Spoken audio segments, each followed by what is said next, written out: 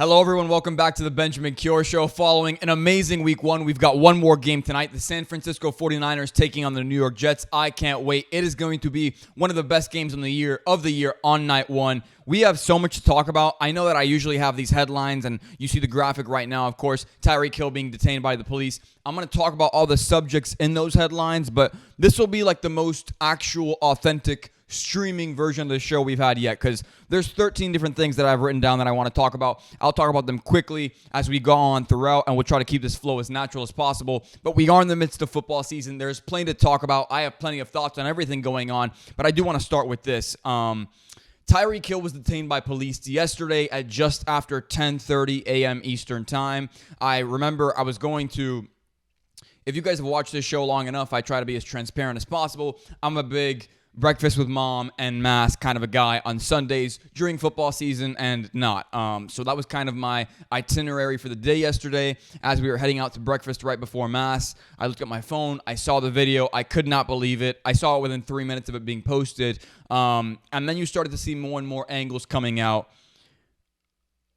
What happened to Tyreek Hill yesterday outside of that Dolphins stadium is totally unjustifiable. And I see a lot of people on different ends of the political spectrum coming out and giving their thoughts, and they feel like they have to take a political side, and there's no nuance, and it's all party politics, which is weird. And I don't want to get too much into this discussion on this show because that's not what this is about. And I always try to stay away from that. But honestly, could not be more disappointed, for example, in Tua yesterday for going at the podium, and when they asked him about the situation, seemingly giving this very politically correct response. Clearly, he must know somebody in the police department or must have some sort of ties, and everybody in the comments on the replies on X or on Twitter was literally saying the same thing. This is just a really weird response. You need to have your guys back in that moment. And if you guys know me in real life, or even if you heard this show, I've kind of let certain things go and slip through the tongue every once in a while. You probably know where I stand. With that being said,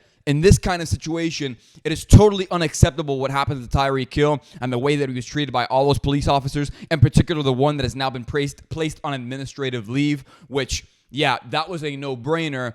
When you watch the videos that are coming out now, we're still waiting on the body cam footage, right? But there's already videos that have come out this morning of the initial interaction and the cop just going on a total power trip and saying, put down your window, keep your window down. As a matter of fact, just get out of the car.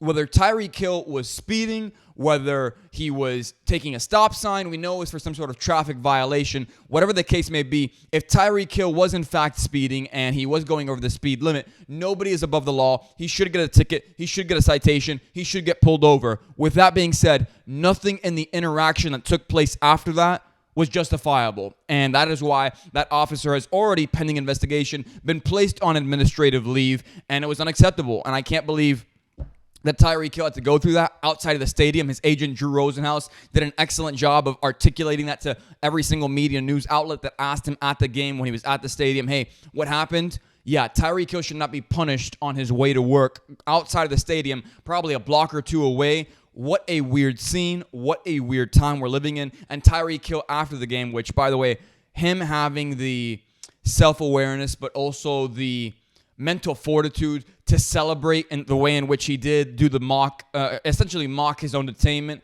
I didn't mind that at all. He'll probably get a fine for it. I'm glad that he felt good enough and happy enough and not distressed enough to make that kind of celebration. But he, after the game, made a really good point, which was, if I wasn't Tyreek Hill, how does that interaction end? And people are going to get way too political about this. You can have one political belief, believe me, and you can still believe this is absolutely wrong, and it's unjustifiable. It was totally out of pocket. The cop was totally out of line, was on a major power trip, and I couldn't believe what I was seeing when I saw it.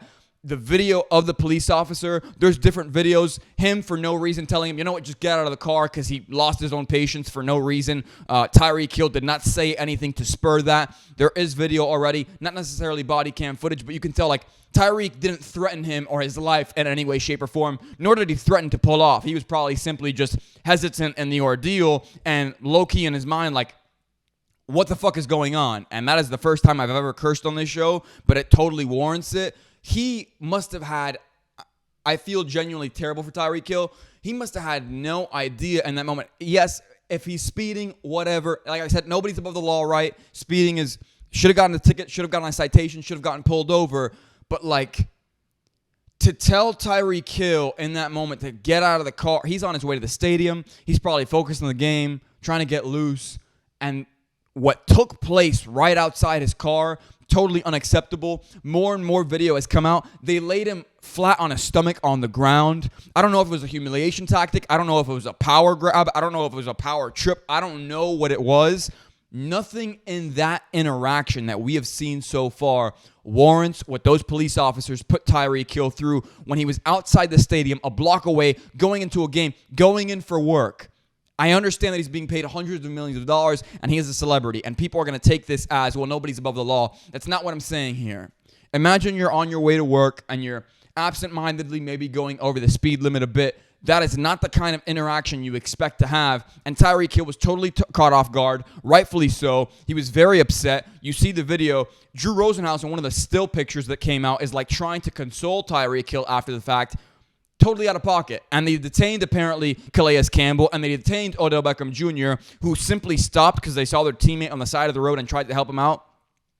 Very disappointed in Miami-Dade PD in this entire interaction.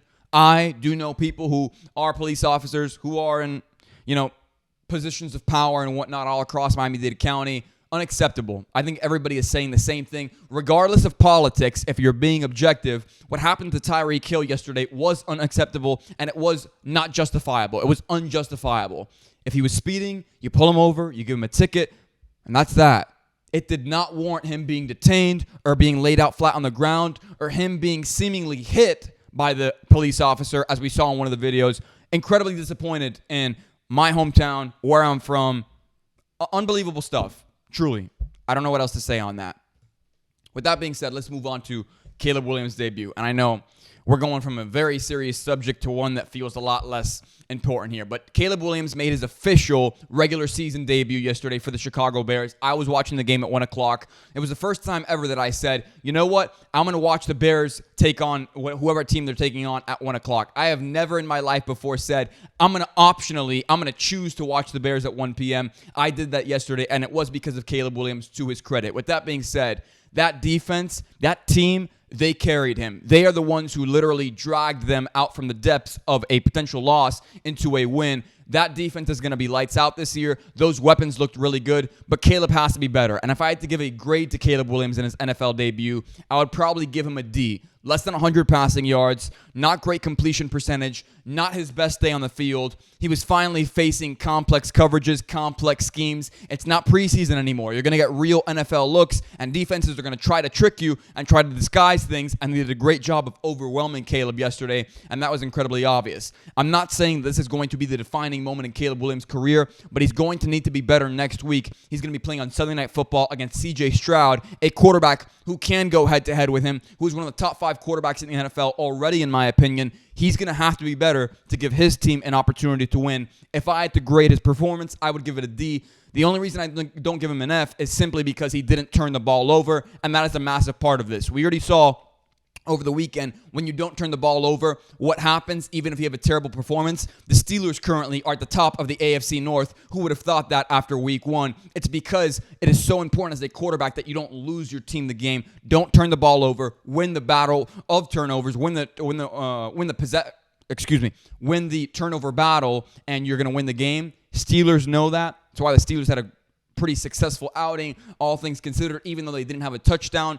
Caleb will have to be better. This was not his best moment, not his brightest moment. I'm not going to necessarily sit here and defend him. He needs to be better, but he also knows that, and it's also week 1, and everybody overreacting, saying he's terrible. He can give you good looks.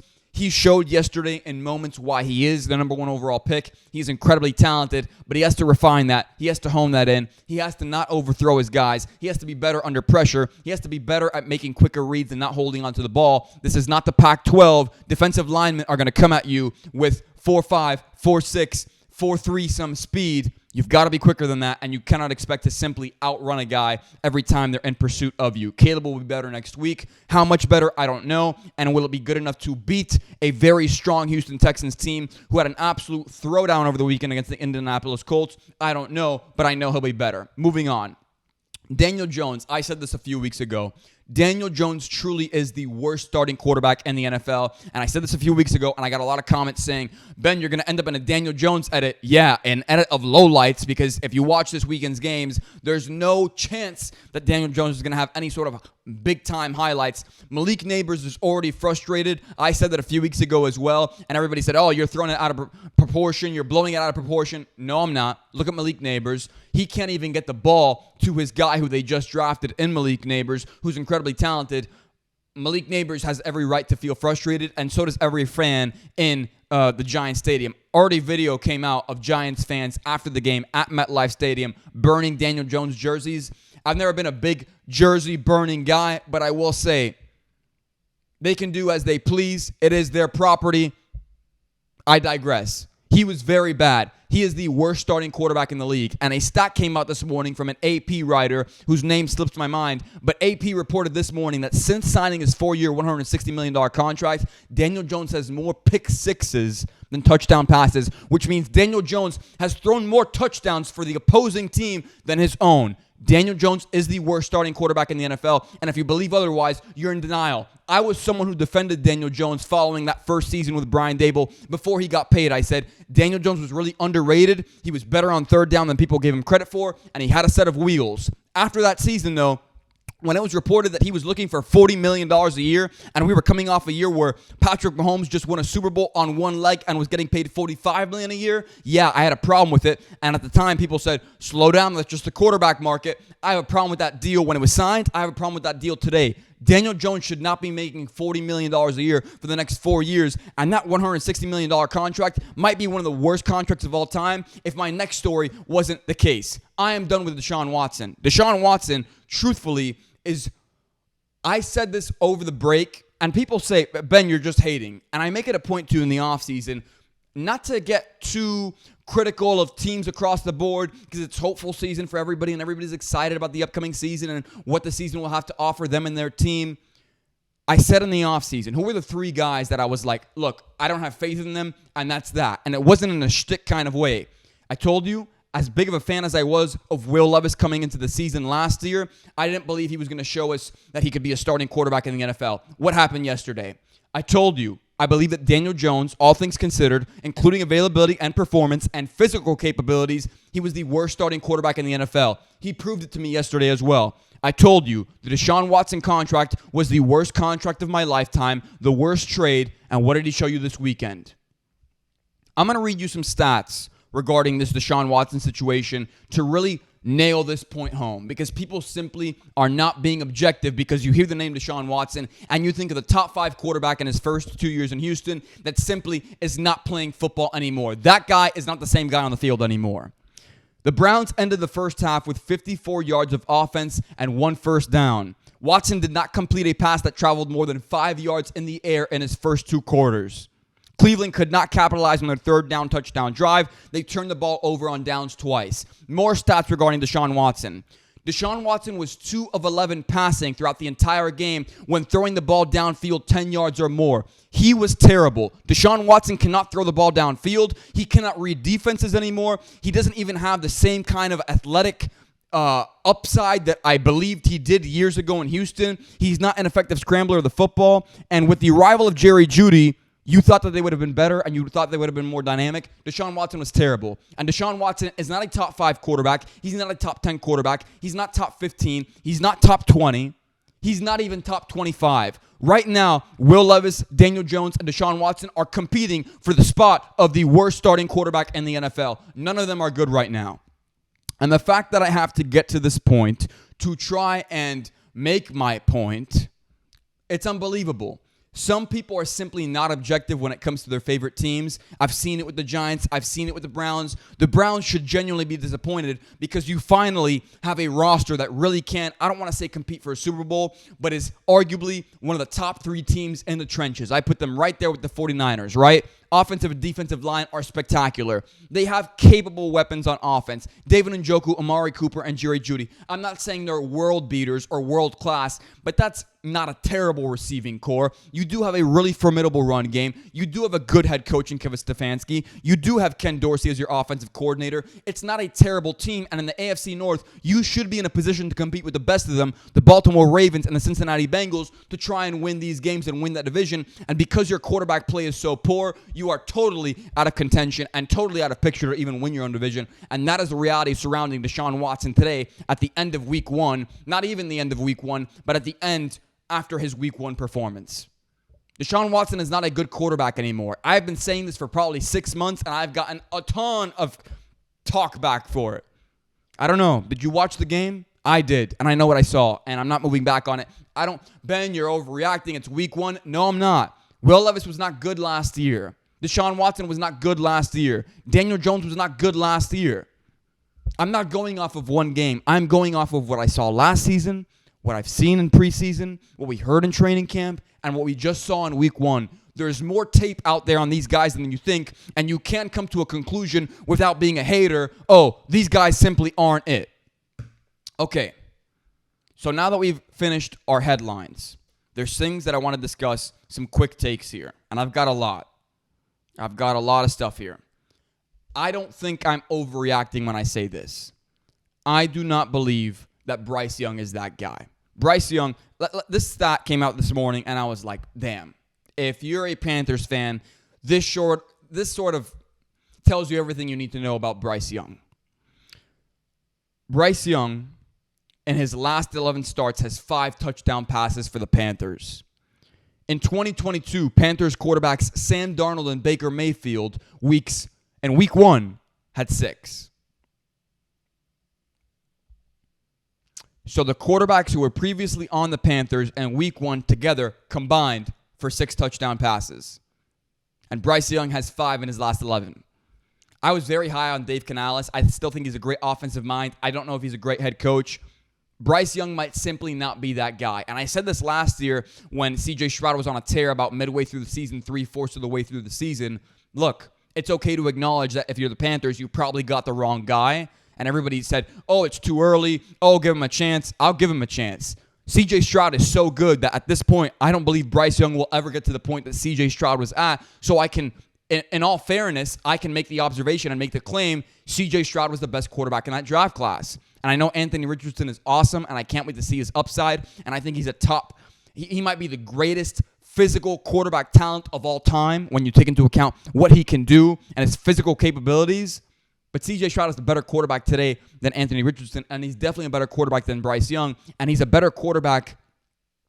He's so good of a quarterback that I think it's impossible for Bryce Young at this point in his NFL career to catch up to where C.J. Stroud is currently. I digress. Okay, so Texas took down Michigan on Saturday, and I'm going to say this now. I really like Georgia. I really like Ohio State. That's not a hot take by any means. This Texas team, I feel the same way about this Texas Longhorns team that I do the Detroit Lions. I love their coach. I love their offensive line. I love their defensive line. I love their identity in the trenches. I love their quarterbacks in Jared Goff and Quinn Ewers. But more importantly, the reason that I have faith in them, especially in the extended and long postseason, is because not only do I have faith in their starting quarterbacks, but I also have faith in their backups. I love Hendon Hooker for the Detroit Lions. I think he is, I told you guys last year, I thought he might be the steal of the draft. He looked amazing in preseason. He looked so refined. He looked so ready. If anything ever happens to Jared Goff, the Lions are in good hands this season with Hendon Hooker. I have 110% faith in Hendon Hooker's ability under center to take that team to the promised land and to take them into an extended postseason run. I'm super confident in Hendon Hooker. I look at this Texas Longhorns team, and I see Arch Manning last weekend, and I already talked about him. If this team, anything happens to Quinn Ewers, that team is in good hands. They have the skill positions. They have the trenches. They've got the right coach. They've got the right offensive play caller. To me, the separator of what makes these teams in such a class of their own is their ability with their QB2 and how there's really not too big of a drop-off between QB1 and QB2. And we saw specifically last NFL season why that was so important. Last year in the NFL, more than 60 quarterbacks recorded a start. Your backup is arguably just as important as your starter in 2024 and beyond, with the rules and the way the league is structured and the way that teams need to be able to have a capable quarterback to succeed in the postseason. I love both backups. I love both teams. For that reason, I really do see the Texas Longhorns in the same light that I see the Detroit Lions in. And I believe, coincidentally, Texas Longhorns are the third best team in college football. I believe the Detroit Lions are the third best team in the NFL behind the Kansas City Chiefs and the San Francisco 49ers. I'm in a hurry here because I know that your time is valuable, and I've got so many different things that I want to talk about here. Okay, so Dak Prescott got paid over the weekend. Happy for him. Glad he got his money. I'm not here to hate. With that being said, Dak Prescott will now be on the cap for $60 million a year. No matter how they break it up, no matter how they structure it, it is $80 million signing bonus. It is a shit ton of money in guarantees. Rightfully so, I guess. With that being said, I don't care about regular season football. People watched how well Dak played yesterday and thinks that it justifies a $240 million contract, getting paid $60 million a year. No, it does not. I know Dak Prescott is a great regular season quarterback. I have never doubted that. What I do doubt is his capability in the postseason. He has a record of 2-5. Ben, wins aren't a quarterback stat. Well, then tell me why the best quarterbacks always seem to have great win percentages. I digress on that point. Not to mention, look at Dak in the postseason. Has Dak ever felt like he's lacking a great offensive line? Has Dak ever lacked a great pass rush? Has Dak ever lacked capable playmakers, if not excellent playmakers, on his secondary? Has Dak ever lacked a great wide receiver one? Has Dak ever lacked an excellent run game outside of maybe last year? Think of the amount of talent that has been placed around Dak over the years in Dallas, and think of his postseason record of 2-5. One of which was against a Tom Brady who was low-key heartbroken, low-key going through injuries, low-key his last season in the NFL, against a Tampa Bay Buccaneers team that simply got there based on will and talent alone. It wasn't well coached, and it wasn't well schemed. That's one of his playoff wins. An old retired Brady who was on the way out, who maybe was not necessarily 100% focused on football. I digress. I would not have paid him. Deshaun Watson, we already talked about it. Deshaun Watson is the weakest link. Last thing here. Tom Brady's broadcasting debut. I watched the game, just like all of you did. Of course, I literally just talked about it. Tom Brady, I'm a big fan of Tom Brady. I rooted for him growing up. He's my GOAT. He was my favorite player as a kid. With that being said, you watched that game yesterday, and he's got a few strides to make and adjustments to make as a broadcaster. I, over the weekend, served as a play-by-play commentator on Friday, and on Saturday, I did color for a much smaller broadcast, of course, but I've been doing this for some time. I understand the intricacies and the backdoor nature of what it means to be a play-by-play commentator and a color commentator. I knew, hearing Tom in the lead up to this whole thing and the whole PR campaign, he talked to Stephen A. Smith. He was on Colin Cowherd. He's been on countless shows and podcasts talking about how he's been preparing for this moment as a color commentator and an analyst on Fox. I knew things weren't going to be as good as we thought they were going to be on Saturday when they had him tune in during the preview, during halftime of Michigan-Texas with Joel Klatt. When they had that conversation, I said, something's not right here. It doesn't feel quite as cohesive as it should.